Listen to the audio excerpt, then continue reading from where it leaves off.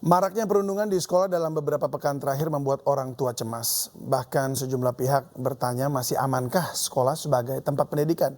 Untuk membahasnya sudah bergabung bersama kami Ketua Dewan Pakar Federasi Serikat Guru Indonesia, Retno Listiarti, dan psikolog anak Sani Budiantini. Selamat malam, Ibu-Ibu.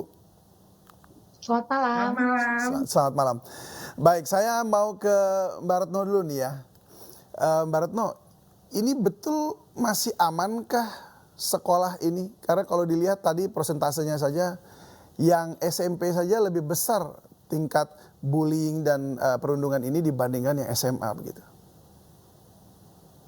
Ya, pertama tentu kita semua prihatin ya dengan kondisi ini. Yang kedua, kalau dibilang sekolah masih aman atau tidak, ini sebenarnya kalau ngelihat berbagai kasus kita menyebut sebagai darurat ya, darurat kekerasan terhadap anak. Tapi kalau untuk di sekolah, memang data menunjukkan angka tertinggi itu pada SMP. Mungkin ini karena perkembangan psikologi, nanti Mbak Sani mungkin lebih paham, adalah usia 13-15 tahun. Ternyata ini cukup rentan. Sehingga dari 23 kasus, 50% atau 11 kasus terjadi pada jenjang SMP. Dan untuk menciptakan sekolah aman dan nyaman, Kemendikbud kemudian saat ini mengeluarkan ya, baru 3 Agustus yang lalu, yaitu Permendikbud nomor 46 tahun 2023 tentang pencegahan dan penanganan kekerasan di satuan pendidikan. Nah, di sini sekolah dipaksa membentuk tim PPK gitu ya, dalam 6 bulan setelah diundangkan, lalu akan terbentuk, itu berarti punya portal pengaduan, dan penanganan dalam Permendikbud ini kolaborasi. Jadi melibatkan pemerintah daerah, karena walaupun punya BK sekalipun, guru BK, tapi ada banyak kasus pemulihan psikologinya itu memang harus melibatkan pemerintah daerah. Maka di sini kolaborasi itu diutamakan kan, agar anak-anak ini mendapatkan hak pemulihan psikologi sehingga tidak mengulang kesalahan yang sama, dan untuk korban bisa pulih kembali. Baik, sebenarnya kalau dikatakan mungkin dari zaman saya sekolah dulu ya, bahkan itu perkelahian pelajar itu sering terjadi dulu ya, bahkan di SMA itu juga sering terjadi. Tapi semakin ke sini yang kita lihat ini justru semakin ke arah anak-anak yang lebih kecil begitu, lebih muda lagi, teenager seperti itu.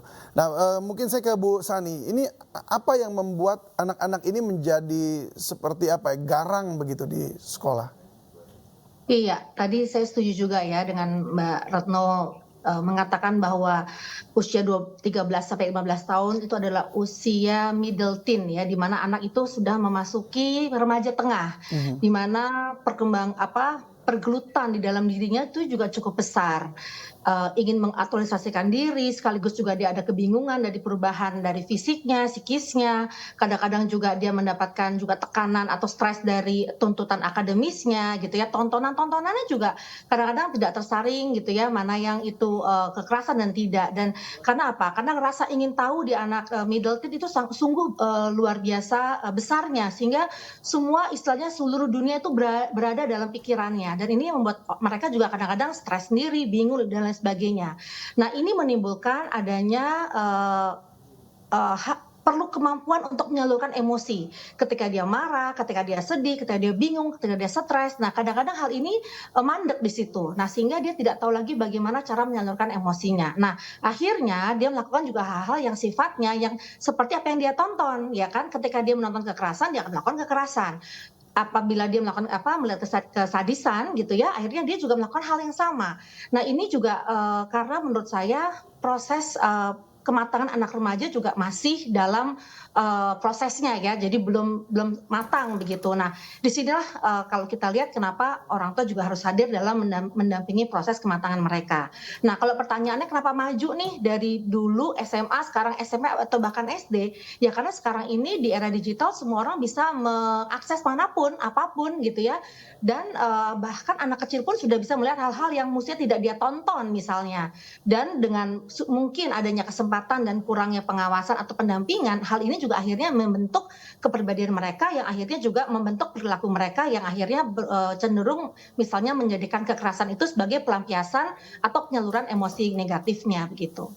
Baik, kalau dari peran orang tua sendiri seperti apa yang harus dilakukan? Karena mengingat bahwa ya mungkin dulu ada pepatah bilang like father like son, tapi kan karena zaman sekarang digitalisasi belum tentu sepenuhnya benar ya, kalau nggak tahu, kalau menurut saya seperti itu. Tetapi apa peran orang tua agar anak-anak ini selain tadi bahwa mereka bisa melampiaskan emosi mereka, dan kalau saya baca juga sebenarnya si pelaku ini kan dia juga sudah ada pelampiasan untuk olahraga silat, bahkan juara di situ. Nah, berarti harus ada peran orang tua yang lebih besar. Nah, seperti apa peran orang tua seharusnya kepada anak-anak yang mereka kasihi ini? Iya, menurut saya memang pertama sekali orang tua harus menjadi teman anak ya. Data-data atau siaran seperti ini bisa menjadikan orang tua bahan untuk berdiskusi kepada anak ya. Ketika kemudian kasus ini memang merebak dan sebagainya, kita juga perlu mencek apakah anak tahu atau tidak, kan seperti itu. Dan yang kedua adalah sebenarnya anak perlu mengidentifikasi diri emosinya. Jadi orang tua di sini kadang-kadang keskip nih, yang dia lihat mungkin prestasi anak, yang dilihat mungkin ya tadi kegiatan anak yang lain, tapi orang tua belum membantu membuat anak lebih clear untuk mengidentifikasi perasaannya. Jadi anak tuh akhirnya marah, padahal bukan bentuk marah, mungkin dia kesel, mungkin dia bingung, mungkin dia sedih, tapi akhirnya marah yang dijadikan karena akumulasi ya perasaan negatif itu jadinya ujungnya marah dan akhirnya melampiaskan sesuatu secara tidak sehat. Nah, jadi pertama sekali sebelum menyalurkan emosi, orang tua harus membantu anak untuk mengidentifikasi perasaannya. Kemudian bagaimana anak didampingi untuk kemudian meredakan perasaan negatifnya, menjadi lebih tenang lagi dan menjadi lebih positif. Misalnya apa? Dia kesel karena banyak pekerjaan rumah misalnya. Nah, keselnya ini harus di-identify, kemudian dicari cara untuk menenangkan. Apa sih membuat anak menjadi tidak kesel lagi? Nah, sehingga ketika anak sudah tahu bagaimana penyaluran emosinya secara sehat, maka dia bisa mencari solusi di step berikutnya. Nah, biasanya anak tuh gagal dalam mengidentifikasi dan kemudian menenangkan dirinya. Itu yang akhirnya membuat anak akhirnya sekarang jadi cepat marah, cepat sensitif, ya kan? Ditanya aja jadinya langsung meluap gitu. Apalagi kemudian dia melihat tontonan atau apa yang dia serap itu kemudian diwujudkan di dalam hal di kenyataannya begitu. Nah, ini yang menurut saya kita perlu orang tua fokus di situ dulu gitu. Baik. Saya ingin ajak kita juga untuk melihat informasi yang satu ini terlebih dahulu sebelum kita lanjutkan perbincangan kita. Ini ada orang tua korban yang matanya dicolok teman di SD Gresik, tidak terima dan menuntut keadilan. Dan apalagi ayah korban mengaku diintimidasi oleh seorang pejabat daerah.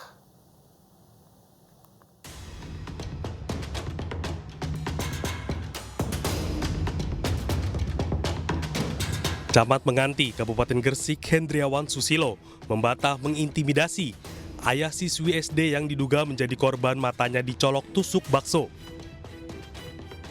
Camat mengaku memanggil ayah korban untuk memberi nasihat agar persoalannya tidak berkepanjangan. Hal ini disampaikan saat dikonfirmasi seputar pertanyaan kuasa hukum keluarga korban Abdul Malik. Lurah, ya opo. Pak Lurah menyampaikan seperti ini, Pak Camat, saya sudah ngobrol sama Pak Cari. Pak Cari itu menyesal bisa ramai seperti ini. Bayangkan saya sebagai kepalanya, pimpinannya, Pak Lurah, ya opo sih Pak Lurah? Coba panggil lah, kita ngobrol, klarifikasi, bukan intimidasi. Bukan ya? Bukan. Tidak benar ya Pak ya? Tidak benar. Hanya ngobrol biasa? Hanya ngobrol biasa. Ketemu kepala camat dan anak buah gitu ya? Pada pertemuan, Camat Menganti memang menyarankan agar ayah korban minta maaf ke publik atas dasar hasil pemeriksaan MRI di RSPHC Surabaya yang menyatakan tidak ada bekas luka sama sekali di mata. Dari Gresik, Jawa Timur, Agus Ismanto, iNews melaporkan. Ya, kalau kita lihat dari kasus ini, pihak keluarga atau orang tua mengatakan bahwa pihak sekolah seakan-akan menutup-nutupi begitu, berusaha menutup-nutupi. Nah, apa yang harus dilakukan oleh pihak sekolah ini, Bu Retno, pihak keluarga jika memang terjadi peristiwa seperti ini? Jadi merasa kayaknya sekolah justru malah tidak berpihak kepada sang murid begitu. Ya, perasaan-perasaan tidak adil dalam penanganan kasus ini kerap kali terjadi di lingkungan sekolah. Akhirnya merasa diperlakukan tidak adil ini juga bereaksi dengan tadi ya kemarahan lainnya gitu. Misalnya kasus Temanggung ya, ketika dia sudah ngadu, sudah lapor, kemudian guru memanggil 9 anak yang mengeroyok dia, tapi dan sering membuli dia bahkan sejak SD. Tapi begitu diadukan, dipanggil 9 anak, itu dinasehati. Lalu anak yang 9 ini kembali ke kelas dan ngeledek anak yang ngadu gitu. Lalu kita nggak diapa-apain gitu, dan pembuliannya tidak berakhir sampai akhirnya anak ini memutuskan gitu ya, meluapkan kemarahannya dengan membuat bom molotov 3 dan melempar ke gudang prakarya. Nah, ini hal yang menurut saya anak-anak bisa melakukan tindakan-tindakan ya ketika dia merasa kecewa, merasa diperlakukan tidak adil. Oleh karena itu, Permendikbud yang tadi saya sebutkan 46 tahun 2023 itu akhirnya memberi panduan, nanti disertai BIMTEK. Nah, panduan itu adalah panduan bagaimana penanganan. Jadi yang sebelumnya mungkin guru tidak memahami, ya kelak ini kalau kemudian Permendikbud ini diterapkan, dibentuk tim dan mulai ada bimbingan teknik, saya rasa penyelesaian kekerasan tidak keliru lagi gitu ya. Nah, ini sekolah harus mau belajar, harus mau berubah ya demi kepentingan terbaik bagi anak. Baik, tadi sepertinya kita bicara, Bu Sani juga tadi mengatakan bicara soal komunikasi ya. Jadi bukan hanya pihak orang tua punya komunikasi yang baik dengan anak, tapi juga guru, juga dengan orang tua, seperti itu ya. Nah, tapi seringkali pengajaran tentang bagaimana cara berkomunikasi dengan anak ini tampaknya tidak semua orang tua memilikinya begitu. Jadi ada baru ngelihat anak itu kelihatannya kok kayak nakal, langsung dihajar duluan dibanding mengidentifikasi perasaannya, seperti itu ya. Nah, Bu Sani, ini bagaimana orang tua itu jadinya harus belajar, mungkin ada langkah-langkah taktisnya begitu? Iya, sebenarnya orang tua juga harus punya mental yang kuat ya. Jadi jangan istilahnya kayak preman gitu ya. Jadi tidak sabar melihat prosesnya ya. Jadi memang orang tua itu harus menjadi teman anak, harus punya mental yang kuat, punya kesabaran yang lebih dan lebih lagi, karena anak itu tentunya lebih complicated, bukan lebih gampang sebenarnya. Nanti one day dia akan sadar dengan sendirinya. Tapi dalam proses pendampingan kematangan, orang tua harus hadir. Orang tua harus banyak berkomunikasi dengan cara yang memang menyenangkan, bukan jadi figur otoritas atau yang ditakuti anak. Apalagi dengan tadi menghajar ya, melakukan kekerasan juga, itu membuat anak menjadi takut. Nah, di sini anak juga akhirnya nanti menyimpan dendam, amarah yang bisa dilampiaskan kepada di luar sana ya kan, bisa dengan temannya atau adik kelas dan sebagainya. Nah, di sini juga menurut saya pentingnya tadi ya, mengkaitkan dengan peristiwa tadi, kerjasama dengan orang tua juga dengan sistem sekolah. Jadi sekolah juga jangan sampai ketakutan kalau ini terblow up, sekolah ini akan terlabel gitu. Bahkan menurut saya sekolah harus bangga ketika ini terbuka atau tersiarkan, maka kita semua juga akan membantu bagaimana sistem ini lebih baik lagi begitu. Jadi jangan karena parno akhirnya tadi malah ditutup-tutupi, dan kemudian komunikasi antara orang tua dan sekolah malah akhirnya terhambat. Padahal ini kasus besar yang perlu ditangani dengan baik, perlu disiarkan dan menjadi salah satu slogan untuk stop bullying ini terus menerus dan jangan bosan-bosannya begitu. Baik, saya ke Bu Retno, bagaimana jadinya agar kalau tadi sudah dikatakan oleh Bu Sani, nah tapi bagaimana agar orang tua ini tetap merasa bisa percaya gitu kepada sekolah dan nggak khawatir menyerahkan anaknya ke sekolah? Ya.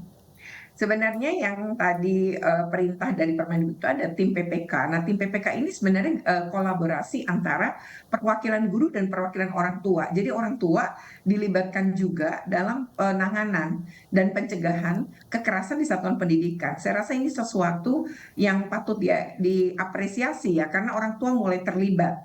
Nah, yang kedua, memang menjadi orang tua itu tidak mudah dan tidak ada sekolahnya.